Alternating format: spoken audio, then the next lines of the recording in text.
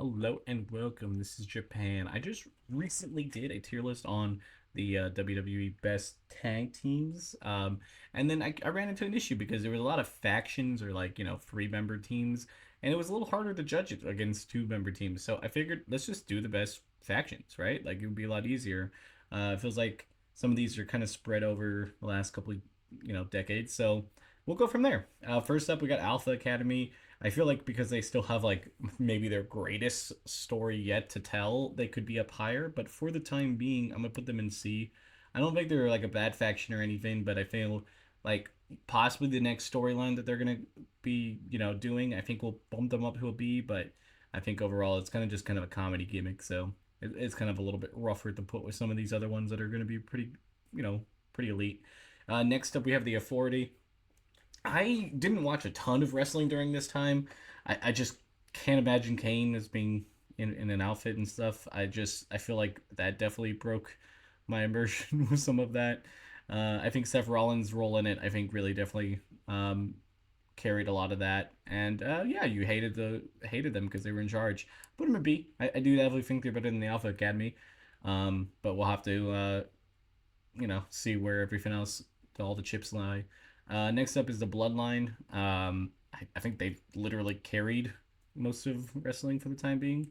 So how can we not put them in S? Like it's literally the tribal chief who's been, in all of these matches for the last like 4 or 5 years. Like that's bloodline has been around with doing different stuff. Maybe not 5 years, but you know what I mean. A long period of time, and we still got a lot more with the bloodline 2.0 or our extra crispy bloodline coming in. So I feel like yeah, S tier definitely for blood tier because our bloodline because we have so much more story that they're gonna get from it. Next up, we got the Brawling Brutes. I don't know if they ever were like gonna drop this faction, but I think like between injuries and stuff like that, they ended up doing it, and I think it was for the better. I feel like it kind of held back all three members to a certain extent. Maybe not Rich Holland as much, but I feel like Butch going back to his Pete Dunne and now being in like a different tag team, I think fits him a lot better. And Sheamus being a solo stars, I think just better. So I'm gonna put it in D. Never been one of my favorite factions, and I'm glad it's broken up now. Next up, we got Damage Control. Damage Control could have been great. They had a long streak of time where they were in and out being one of the best like women's factions of all time. And I think now that we're kind of nearing the end of it, I think we can valuable say that they definitely fumbled the bag with it. I feel like there was a lot of good moments that happened, but I feel like at the end it just the whole betrayal of Bailey, which wasn't a bad part of the storyline, just it just didn't really live up to that payoff. So I'm gonna put them in C. I think overall they still were good as a faction. They just the story itself fell apart. Next up is Evolution. God, this is hard to think about when you have all these other factions coming. But Evolution just had the star power of Batista, Triple H, Ric Flair, and Randy Orton. I mean, I just even for a second forgetting that even Randy Orton was there because I mean mainly I'm looking at the picture is absolutely insane because that faction was the top of their time and pretty much had a good ending. So I'm gonna put them in S. They might move, but I think S is still a pretty solid way to put them because they had some good storytelling and all that. But next up we got top dollars. God, Hit Row. Yeah, I mean, if they could have developed Swerve the way that that AEW did, this could have been a great faction. But I think they just ended up kind of fumbling the bag with everybody, and everybody's split up or is gone now. So D for sure. Next up is the Hurt Business. Honestly, like I remember going in and out of seeing their Hurt Business. I don't think they were anything too crazy. I feel like the idea of the Hurt Business is great, but I feel like it was not. It did not deliver. It did not deliver on what I think we thought it was going to be. I'm gonna put it in C. Next up is Imperium. Imperium, I feel like, is still going to go strong, even though they just kicked out Giovanni Da Vinci. I think they're going to add somebody to it, if it's Ilya or not Ilya, because, if they add him to it, it'll be great. If they don't add him to it and just have him as a rival to them, that also could be great. So I'm going to put them in B for now because of what they did in NXT and their main roster stuff hasn't been great, but I think the story that is going to be told very soon will be good. Next up, we got Jinder Mahal's group. I don't actually even remember off the top of my head what the faction was called. It had a big steam. There was like maybe like a month there on the main roster where like it looked like they were gonna do something, and they just kind of pulled the plug on it. And that's where we're gonna pull the plug and put it in D. Next up, we got the Judgment Day. Judgment Day's like been around for a while now, and they've got in and out of being just like the hottest thing on TV. And obviously, Rhea Ripley is one of the biggest stars, but I think they're suffering with Rhea being out, Dom not having the ability to do much. So I feel like the story is going to heat up, and it's going to be like an S tier faction, I think, in the next couple months. But I think right now I would just kind of put it in an A, which is still amazingly solid. It's just because like I think we still got so much more story to be told with the Judgment Day. At least another year of like maybe Dom's gonna be with Liv. That would piss off Rhea. Then Rhea, going after them, and then Finn Balor and Damian Priest maybe going at it. Like I think we're still gonna have a little bit more to be fed, and then I think we'll be fooled and put it to an S. But for right now, A.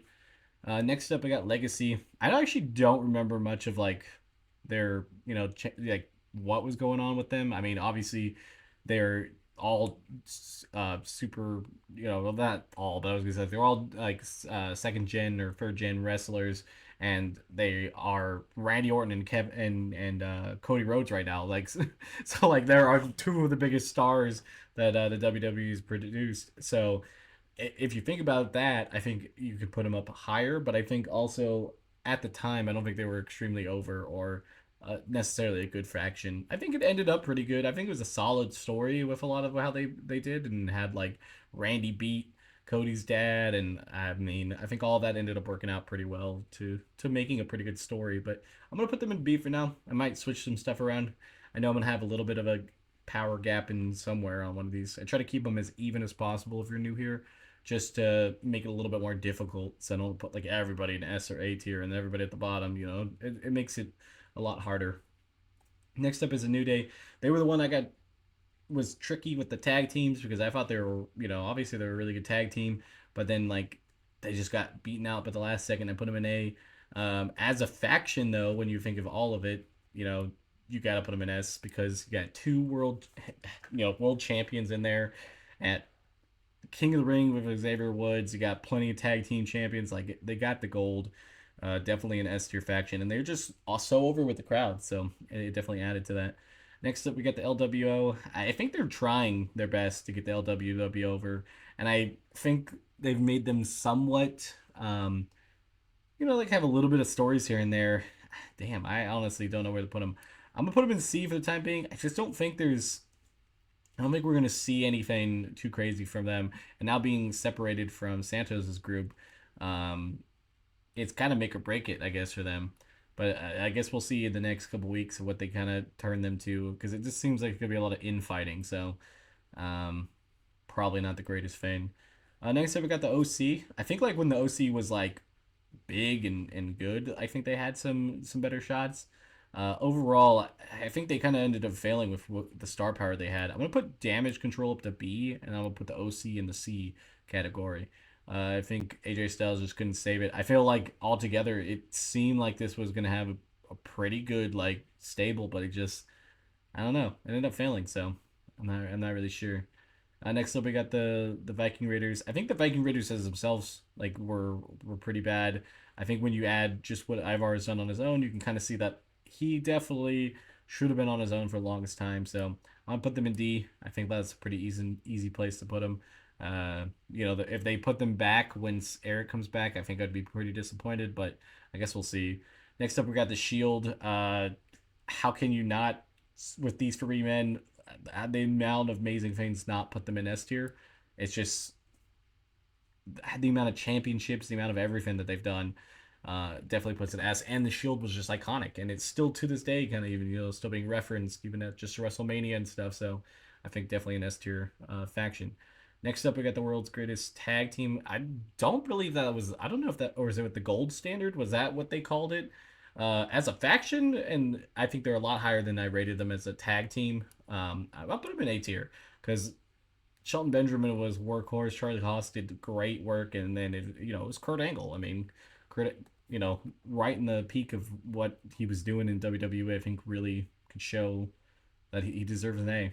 And then last but not least, we have the Wyatt family. Again, I think it was a. I like Bray Wyatt's whole thing. I think like the whole gimmick that he had with like this kind of family cult thing. I personally enjoyed a lot more than the Fiend.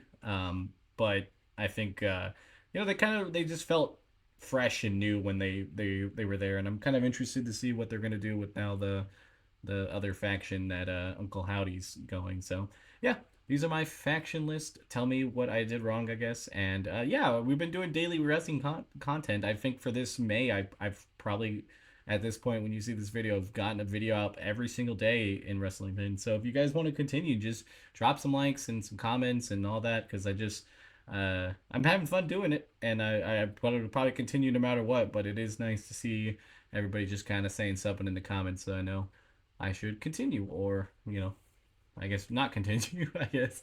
But until next time, bye guys.